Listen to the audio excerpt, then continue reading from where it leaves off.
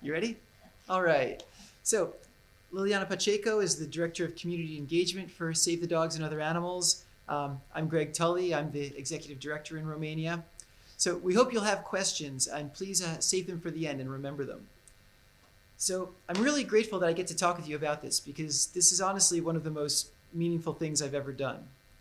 Since the first week of the crisis in Ukraine, Save the Dogs has been giving life-saving support to animals and the human victims of the war. And this is only possible because of our long-term engagement and partnerships with a wide range of stakeholders, shelters, nonprofits, companies, government, and a lot of volunteers in Ukraine and worldwide. So the conflict in Ukraine is, thanks. Can you turn it up a bit? It's already, okay, I'll just lean into it. So the conflict in Ukraine is still a huge problem, even if it's not in the news as much as it used to be. There are regular missile attacks. The economy is a mess. More than 14 million people have left their homes because of the war. So as you can imagine, people have left. That means that businesses have closed. They don't have workers. Jobs disappeared. There's still sometimes a lack of water and electricity. Some of our partners tell us that they're living in constant fear of the next Russian attack. It's just always on their minds. Now, in terms of animals, there was a big stray dog population even before the war. And when people left, a lot of them left their family pets just roaming the streets, which has created a true disaster of abandoned pets. These aren't lifelong street dogs. Think of somebody's little chihuahua that lived in its house its whole life with no survival skills, and people fled the country and they left these little dogs just wandering around, searching for food, searching for a place to sleep. There are more animals in the streets now than ever in Ukraine's history. Making it even worse, there's almost no culture of sterilization there, so these abandoned animals haven't been sterilized. So I moved to Romania and I started working with Save the Dogs just a few days after the invasion. Literally on my first day at a new job, we had a meeting and we decided to make Ukraine a priority. And I was the person to take the lead on it.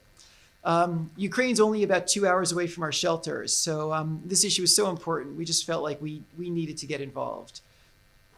In the early days of the crisis, we focused on 3 areas. So rescuing dogs, helping refugees to stay with their families, and also sending, at the time we were sending small quantities of food into Ukraine.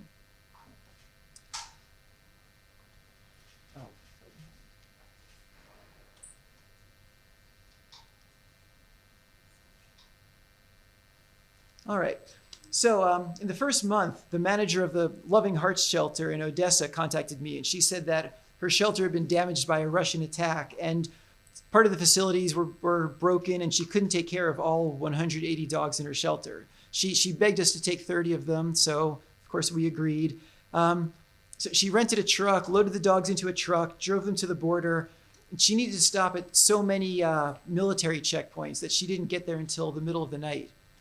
So we, from the Romanian side, sent 4 vans to the border to meet her. She didn't have proper documents for these dogs, but because, to import them into the EU, normally there's a lot of bureaucracy. But because we'd been stationed at the border every day, the border authorities knew us and they trusted us. And so we convinced them to let these dogs into the country. So we drove them into our shelter, we put them in enclosures. And I remember these dogs being so scared, in a new place in the dark. Some of them have been living in the shelter for years with really no socialization. So our behaviorists spent a lot of time socializing them before they could be adopted. I'm really happy to say that almost all of these dogs have been adopted now, except for just a few that still have some behavioral challenges that we're working to resolve. And this was the biggest rescue in the history of our organization. This is just one of the dogs that came in named Asia. You can see on the left, this is how 2 dogs kind of stuffed into a cage. She was really fearful. But after our behaviorists spent months working with her, I'm really happy to say that we just found an adopter. So she has a permanent home now. And we also were stationed at the millions of refugees were coming across. And a lot of these were women traveling with children and the elderly, because Ukrainian men were forced to stay in the country because of a draft so they could join the military. So families were being torn apart by this. And this picture is from one of the border crossing that we were based at. So starting just a few days after the invasion, we had staff and volunteers at the southern border crossing between Ukraine and Romania. We were there every day for months. Sometimes more than 1,000 refugees crossed this border. And they had, people had pets just in their arms, or like a little dog or a cat tucked into their jackets. They didn't have leashes or pet food or anything. It was truly heartbreaking. So there were tents there providing various services for people, and we set up a tent to help people traveling with animals. We gave pet carriers, leashes, food, other supplies. We gave them advice about the regulations for traveling onward to other countries. And also, we just simply gave people a safe place where they could sit and think about the fact that they just escaped from their home country. They didn't know if they would ever go back, and they didn't know if they would ever see their family and friends again. It was truly chaotic at the border, but we developed a lot of collaborative relationships with the other NGOs there, with the government officials that were managing it, and that really helped us to be effective. Overall, in the months that we spent there, we helped more than 1,000 refugee animals to stay with their families. We donated hundreds of pet carriers and thousands of other supplies. Also, in these early days, we were sending small quantities of food to Ukraine. It was a struggle. For example, we might send 2 tons to the border in one of our vans, but we weren't letting our staff go across into Ukraine at that time because of the safety risk. And then we'd have to contact somebody who maybe could bring 1 ton of pet food into Ukraine, but on a ferry, but they couldn't take more. And then someone else would have to bring it from the border into, it was sloppy. Also, importing donated supplies was complicated. The regulations were changing almost every week. And also the requirements for exporting pets from Ukraine into the EU were changing repeatedly too.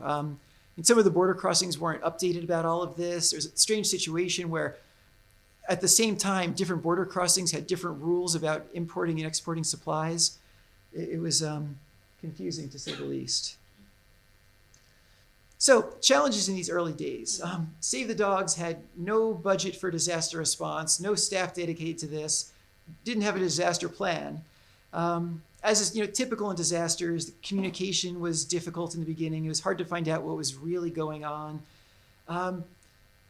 There aren't many established animal protection organizations in Ukraine. And so we and a lot of other organizations trying to help just didn't really know who to trust, who could give us reliable information. Now we're collaborating with a wide range of people, but in the beginning, we didn't have that. The logistics of trying to send supplies in, I mentioned that. Now we're going in regularly in person and we're sending a lot of supplies, but in the beginning, it was really like feeling our way in the dark. And of course, things were unpredictable, as wars tend to be. So we really needed to be flexible and be able to adapt to a rapidly changing situation. All right, so now Liliana is going to talk about what we're doing now in Ukraine. So this was the early part of it, and she'll talk about what we're doing now. No, the faded one. No, that one. Okay, so thank you, Greg.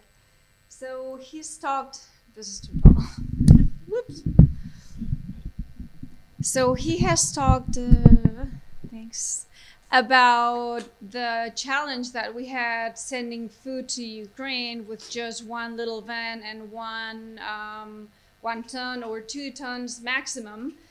And we managed through our stakeholders and our contacts in Romania to be able to get a transport, pet food, first pet food, like in large quantities, and then a company that could just transport more than 20 tons per truck to Ukraine. So up to this day, since the beginning of the war, we have sent more than 1,000 tons of pet food for cats and dogs over to 20 different animal shelters, which are recognized and are not just like mini shelters like they call in Ukraine when you have a situation of many animals in in a home, kind of.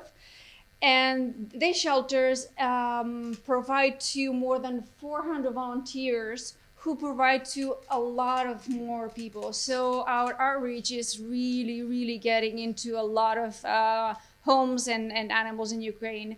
And for that, we are helping more than 4,000 cats and 5,000 dogs. And every day that is increasing. This is just the numbers that we get, but sometimes from our volunteers, we ask them, so how many animals are you helping out? It's like, I don't know, I just spend all day feeding animals and I don't really know how many animals I do feed. And this is something to be proud of, coming from a small shelter in Romania like us. And this is really thanks to our donors, and some of them are here. And I cannot say enough of how proud we are to be able to deliver through them. Besides the pet food, we also talk to our donors. We are totally our volunteers and partners. We are always in contact with them through WhatsApp, through Telegram, through Instagram, etc., etc. And they asked us, we asked them, so what is that you need besides food? Because winter was coming, a lot of challenges they were facing, and so they asked us for pet carriers, for transporting in case of emergencies, dog houses for the winter, and blankets, flea and tick treatment, which is very important, and also these food dispensers that I don't know if you have ever seen it. Let me see if this, which saved a lot of time to our volunteers to go and feed the animals every day. Because this is a PVC tube that you can fill up with either water or food, and then it's just like it's like a self-service. You see the dog? It's like a self-service food, and they can just eat and leave, and more food will descend by gravity. So that was an idea very well accepted within our volunteers. Also, we help a lot the military in the front line of the war with where the Russia has invaded, and in the other positions inside the country. And I'm gonna tell you a story about Akela very briefly. This is a dog that was found just like that. So you can see that the body condition score is like a 1. It's a very, very bad. And hopefully one of our volunteers found Akela, and it was taken to the shelter. He was very, very malnourished and suffering. And this is him today, and we just found out also that he has a family. So we are happy that we are providing, and thanks to our donors, this goes to that, and now it's in a forever living home. Oops, what happened? I'll do this one. Okay. You do that one. Okay. Oh, this one. No, you do this one. Oh, right. So, yeah, as Liliana said, this is all possible because of our collaborations with foundations and other organizations around the world that are, donating food or donating funds so we can buy food and so we can transport it to Ukraine. I mean, some of you are in this room, and we didn't have any budget for this work. So really, without you, it literally would have been impossible. So we're incredibly grateful for this. In addition to those partnerships, a lot of other collaborations have made it possible. There's a Romanian pet food company that sells us large quantities of food at a discount, a transportation company that has Ukrainian drivers that have permits to go in and out of the country, so they're making the transportation possible. And we also have a really robust network of shelters and volunteers. First we learned about them through Facebook, and now WhatsApp. I mean, our phones are filled every day with WhatsApp messages from Ukraine. It wouldn't be possible without them. This is just a map of our outreach in Ukraine. We are located in Romania down here, and from down here, this is Ismail, which this is where we started. And from here, we've gone like pretty much like half Ukraine, and this is where our volunteers are located and where we are feeding. It's more than 120 locations, which is really something to be proud of.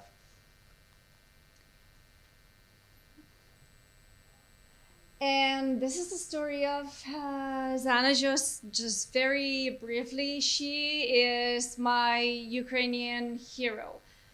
She lost her job because she was feeding animals. She lost her husband not because of the war, but because he could not handle all this like love for the animals and always being away from home. And it's thanks to her that you'll see in the next story that we could save one of the animals of the flood. That's called Henry.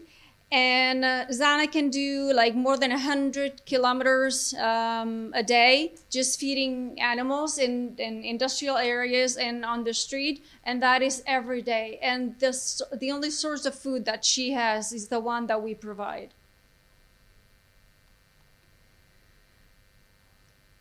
This has no sound. I'm going to speak on it. This is Kherson. This is the dam that was bombed by the Russian military. And this is how our volunteers rescued the animals that were on the roofs of the houses that were flooded. And they had to work with this boats. And you see the animals, and we provided for this cages. We provide for a lot of, besides food, for a lot of other things, a lot of aid. And it was a communion between our volunteers to do this kind of work.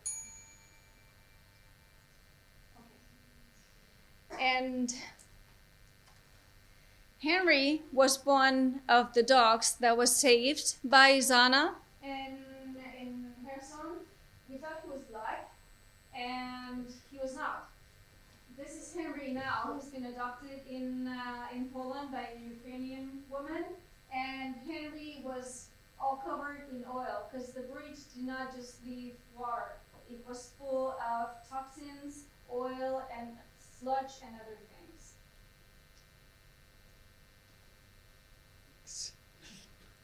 So in addition to all this emergency support, we're also addressing the long-term crisis of huge numbers of puppies and kittens being born on the streets and sadly living short lives full of suffering.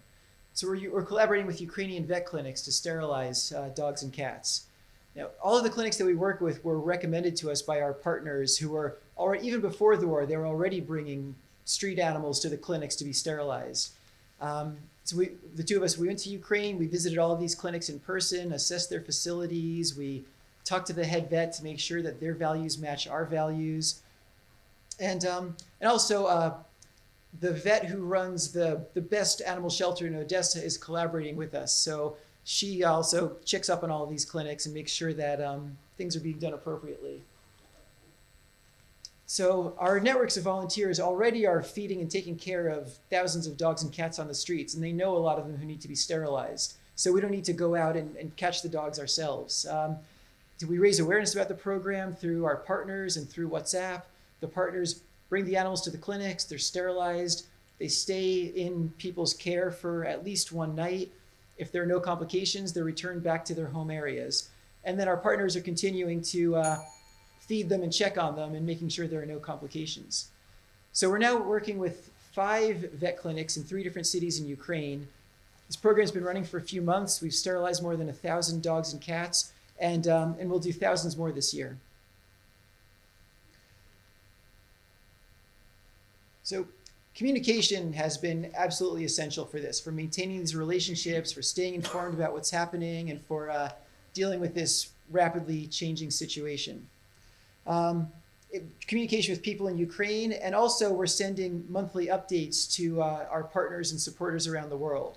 I know some of you are here today, you're probably thinking, okay, Gregg, it's enough with all the junk mail, leave me alone. But But even just here, I mean, Alan Knight yesterday and Catherine at lunch was saying that these updates are really important for building trust and showing that this work is really happening on the ground. So, what are we doing next? Well, even if this war ends tomorrow, most of these animals are there'll be so many animals on the streets for a long, long time. We're committed to continue this work as long as we can find funding for it. So food continues to be an urgent need, and we want to continue to provide food support, at least until the economy stabilizes. Sterilizations obviously are also severely needed. We'd like to expand this to more cities and more vet clinics and increase what we're doing. And also, in the future, as the situation stabilizes, we'd like to expand these amazing partnerships that we have. Working with the shelters to not necessarily expand them, but improve their standards, improve their facilities, help them move towards proper dog and cat population management instead of just sheltering. So in conclusion, I'd say despite all these challenges that we have, we hope that the work we've been doing serves as an example of outreach and engagement with a wide range of diverse partners. I mean, really, the program depends on that. Thank you very much.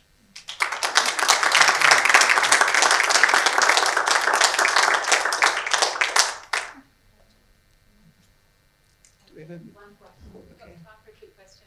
Yeah. Thank you so much both for your incredible work. And obviously it's ongoing. The situation in Ukraine is still very volatile. What's happening in terms of the influx of animals that came into if you're aware of this, the influx of animals that came into shelters during the war, as it was most active, and what are the biggest barriers? Are you seeing shelters moving animals on, or are they still? What's the biggest issue now? Yeah, the sheltering system is really backed up. I mean, the shelters were mostly full in Ukraine even before the war, and now they're all at or beyond capacity. I mean, a lot of our partners are just finding adoptions through word of mouth now, just posting on social media saying, here's a lovely dog, can you please help? I mean, some animals are being moved to shelters in other parts of Europe, but that's not easy either.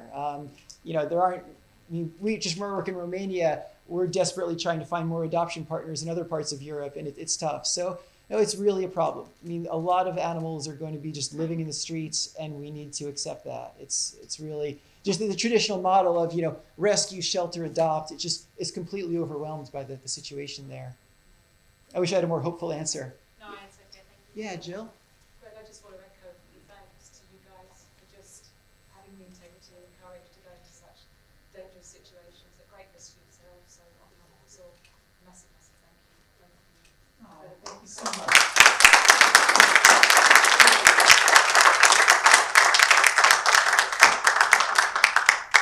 Thanks a lot, everyone. Thank you.